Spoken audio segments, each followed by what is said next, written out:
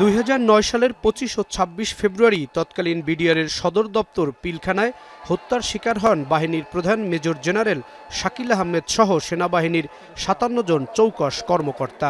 এ ঘটনায় হত্যা ও বিস্ফোরক আইনে 2টি মামলা করা হয়। হত্যা মামলায় 252 জন বিডিআর সদস্যকে মৃত্যুদণ্ডে রায় দেওয়া হয়েছে। 5 শতাধিক সদস্যকে বিভিন্ন মেয়াদে সাজা দেওয়া হয়েছে। হত্যা মামলাটি সর্বোচ্চ আদালতে এখন বিচারাধীন। আর বিস্ফোরক আইনের মামলা এখনো বিচার হয়নি।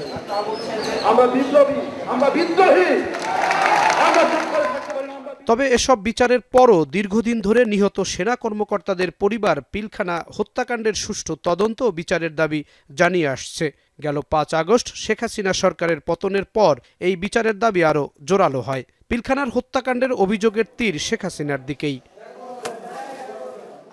এমন পরিস্থিতিতে বৃহস্পতিবার ট্রাইব্যুনালের চিফ প্রসিকিউটরের কার্যালয়ে পিলখানা হত্যার তদন্ত ও বিচারের জন্য অভিযোগ জমা দিতে আসেন কয়েকজন নিহত সেনা কর্মকর্তার পরিবার। তাদের পক্ষের আইনজীবী শেখ হাসিনা ও সাবেক সেনাপ্রধান মইনুল আহমেদ সহ 58 জনকে আসামি করে একটি অভিযোগ দাখিল করেন।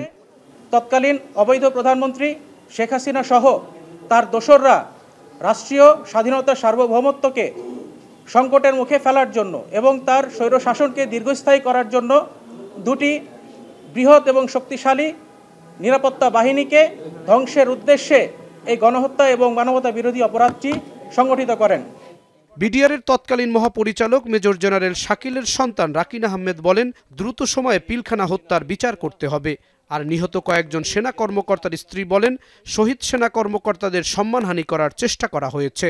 তারা বাংলাদেশকে ভালোবাসতো, বাইরের শত্রু থেকে দেশকে রক্ষা করত, আর ওদের ষড়যন্ত্রে আমার বাবা এবং মা এবং বাকি সব অফিসার এটা শিকার, হত্যার শিকার। কোনো ষড়যন্ত্রকারী আমাদের থামায় রাখতে পারবে না ইনশাআল্লাহ।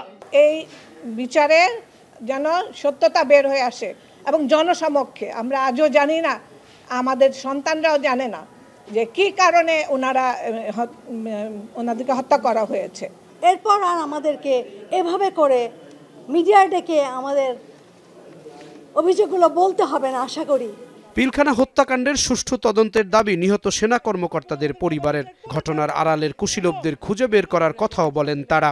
আমরা আইন পড়েছি একমাত্র একটা কারণেই, যে আমাদের বাবার বিচার আমরা চাই এবং আমাদের বাবার বিচার করে ছাড়বো।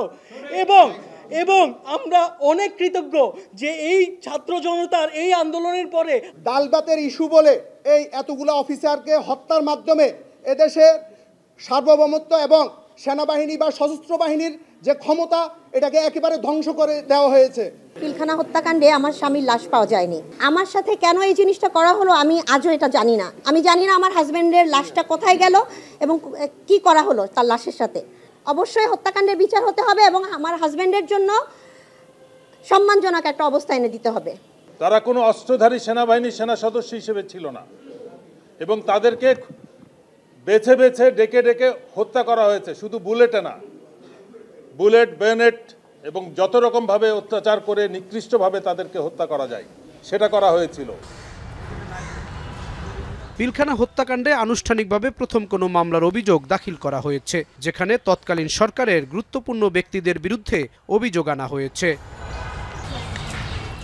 জাহিদ হাসান, এখন, ঢাকা।